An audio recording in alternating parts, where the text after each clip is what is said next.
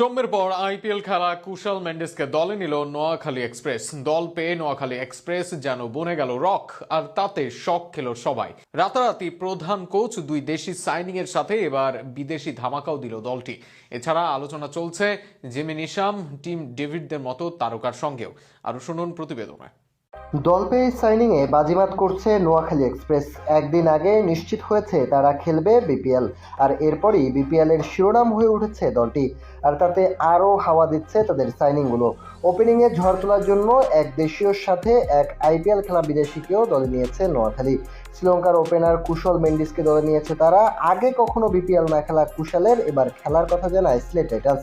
কিন্তু আজ চমক দিয়ে অফিসিয়ালি নিজেদের সরাসরি সাইনিং হিসেবে মেন্ডিসের নাম জানালো নোয়াখালী এক্সপ্রেস। তার আগে দুই দেশি তারকাকে দলে ভেড়ায় দলটি। সরাসরি চুক্তিতে জাতীয় দলের দুই তারকা তাদের জার্সি গায়ে জড়াবেন। তারা হলেন সৌম্য সরকার এবং পেসার হাসান মাহমুদ। তাছাড়া বিদেশি ক্রিকেটার হিসেবে জনসন চার্লস, টিম ডেভিড আর জিমি নিশামের মতো খেলোয়াড়দের যুক্ত করতে চেষ্টা চালিয়ে যাচ্ছে নোয়াখালী এক্সপ্রেস। প্রধান কোচ হিসাবে নিয়োগ দেওয়া হয়েছে খালেদ মাহমুদ সুজনকে। এবারের বিপিএলে নোয়াখালীর মালিকানা পেতে আবেদন করেছিল বাংলামার্ট লিমিটেড। প্রাথমিক যাচাই বাছাইয়ে বাংলামার্ট বাদ পড়ে দেশ ট্রাভেলস এবং নাভিল গ্রুপ দুই প্রতিষ্ঠানে দুই দফা বাছাইয়ে টিকে যাওয়া নাভিল গ্রুপকে রাজশাহী ওয়ারিয়র্স এবং ড্রাস ট্রাভেলসকে নোয়াখালী এক্সপ্রেসের মালিকানা দিয়েছে বিসিবি। 6টি দল নিয়ে 19 ডিসেম্বর থেকে মাঠ গড়াতে যাচ্ছে বিপিএল এর 12তম আসর।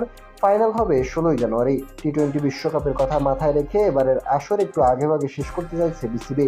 এবারের আসর আয়োজনের দায়িত্ব দেওয়া হয়েছে যুক্তরাষ্ট্রের একটি প্রতিষ্ঠানকে।